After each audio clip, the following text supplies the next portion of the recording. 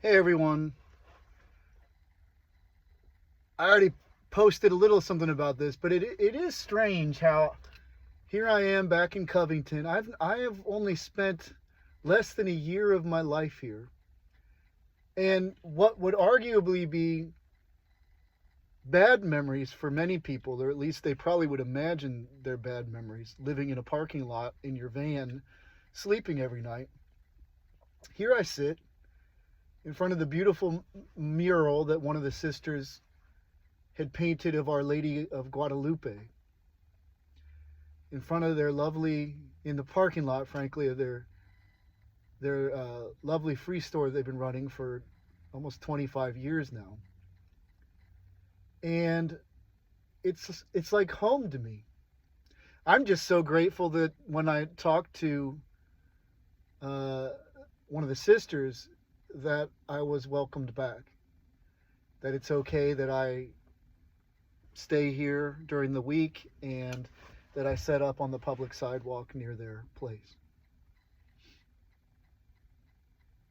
The last thing I want to do is bring them any controversy or problems at all.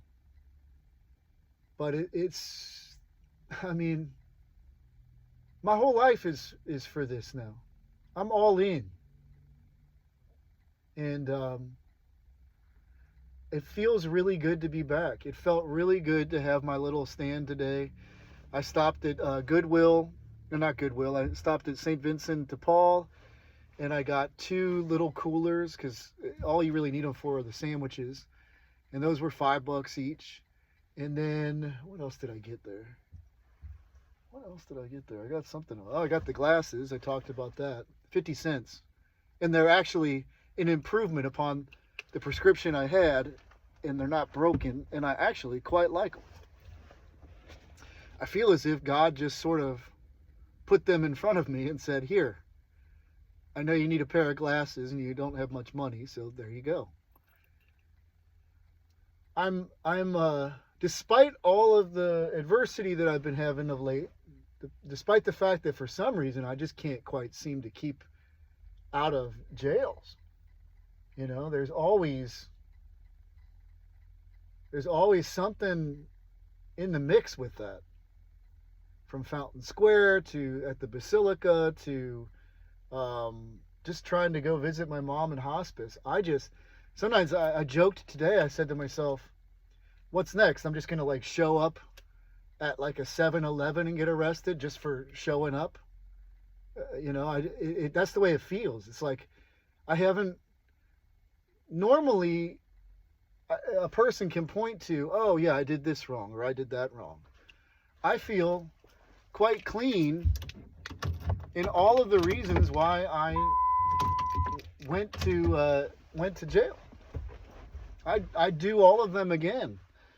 Perhaps maybe a little bit differently, but I'm not sure that my tone was really the issue.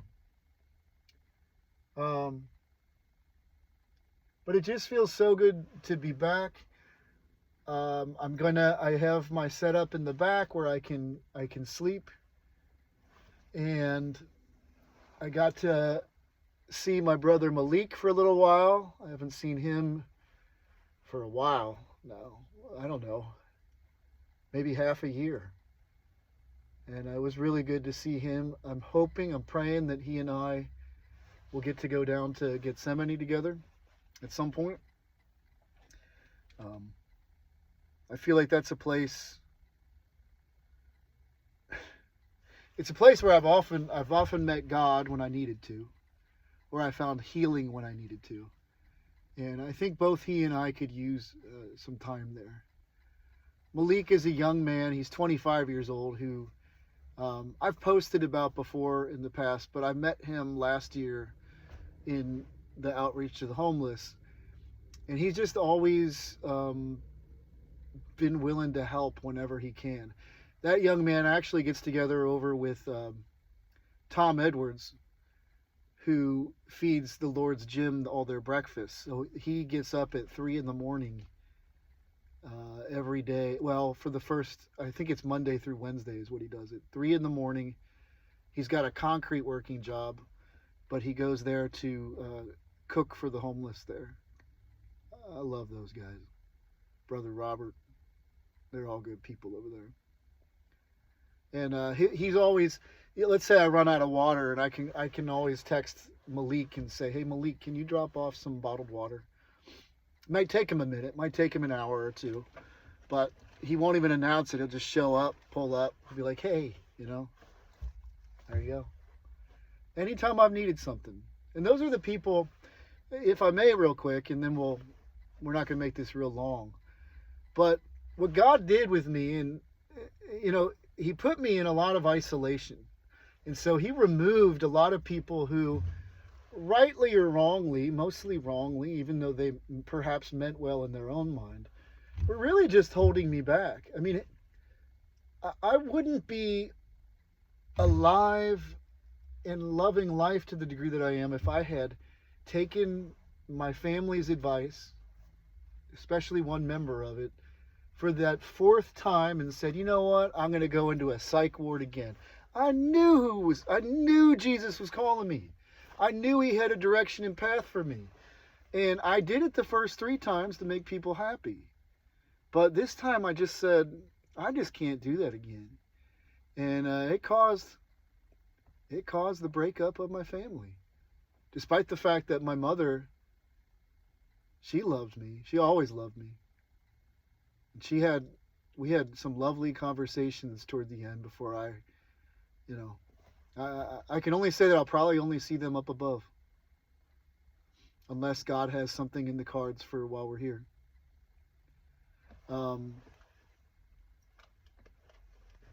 But I love this. While it's not ideal, I would love to have something similar to the size of the shed that I have, with like a shower, toilet, and like something to cook with. If I had that in a little room, I'm good. I am so good at that point, and I could do this until the cows come home. I could do this all day. I really love working with the homeless. Now if God's, the sister said today, it looks like God's calling you into jailhouse ministry. I've been aware of that. I hope it's just a cornerstone of what I do, because I don't ever want to lose touch with this, with just taking care of those who society really has forgotten, families have rejected. And my job isn't to judge anyone. My job isn't to, I don't care where you've been or what you've done. Do you need some food? Do you need what do you need? Right? And with the jails, I think I would be good if I could come in to do some ministry, partly because I probably could call some of them on their crap while I'm in there and say, listen, I know when you guys leave here, when we do this on Sunday for an hour, you're going to go back to your cells and you're all going to be cussing like sailors and talking about all your good times on the street and all that. I've been here. I know what it's like. But please take this opportunity to really submit to the Lord. If you want to do something good for your life for once and make a change, do that rather than just going back to your cells and just doing the same old thing that you've always done. I would do that for sure. The question is, will they have me? I'm in these seasons where I seem to not be allowed to. I seem to not even be allowed by the powers that be to be in ministry, let alone in my own church's name. It's very frustrating. It seems because of my past. There is absolutely nothing that has happened of late that would indicate mental illness, unless you see rejecting what society has to offer in terms of chase money, try to get a house in the suburbs, and play it safe. I mean, even if that were an opportunity that opened up for me right now, I wouldn't want it. I wouldn't want it. I feel like we've been lied to as a culture as to what to value and what's important. And I'd rather spend my days in parking lots of nuns or hanging out in sheds where I'm surrounded by the symbols of my faith when I need that than in mansions or just making a bunch of money for the sake of making a bunch of money. I mean, I never go hungry. I never go hungry. I'm always provided for in that regard. And somehow money always comes through when it needs to happen. And somehow, like if it's not money to get the glasses, sometimes the 50-cent pair of your prescription just falls into your hands. So I encourage anyone out there who's watching this channel, start doing it yourself. You don't have to. The beauty of this, of following Christ, is you actually don't have to necessarily be accepted by a church in order to do it. Now, I'm a Catholic and I go to all kinds of Catholic churches, but I'm in this strange situation where my past, from when I was about 20, keeps me from being able to volunteer in the Catholic name, let alone be vocationally called. And yet I know that is something that is happening. Like I am literally vocationally called into the church in some capacity. I'm patient. The Lord's been building a lot of patience in me. So I've not forgotten any of the prayers I've prayed, and I've not changed any of them. God's will be done, but I believe that he put some righteous, godly prayers on me early on, and I still think that they're going to come true. Robert did. Robert's that testimony on my channel. He prophetically said to me in the parking lot at Shelter House that he's going to be my first testimony. And after I had cleared out all my content on here of the old videos and said that this channel is going to be focused on outreach to the homeless and that,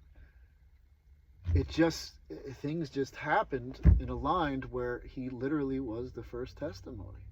It's like a year later. It wasn't planned. It literally was planned the moment that I met him the last time at that Northern Kentucky emergency shelter. And it just dawned on me because I'm seeing him glowing. I mean, you can always see when God's emanating through someone. And he's just glowing, and he's showing off his Bible, and he told me about this near-death experience that he had in the hospital. And when I had I'd seen him a few other times on the street handing out stuff. But when I saw him back at the shelter, this was a changed person. This was a different man than I met back then. So that's the kind of stuff that I love. When I get to see it come home in some way, man, all praise and glory to God. Have a good night. God bless you all in Jesus' name.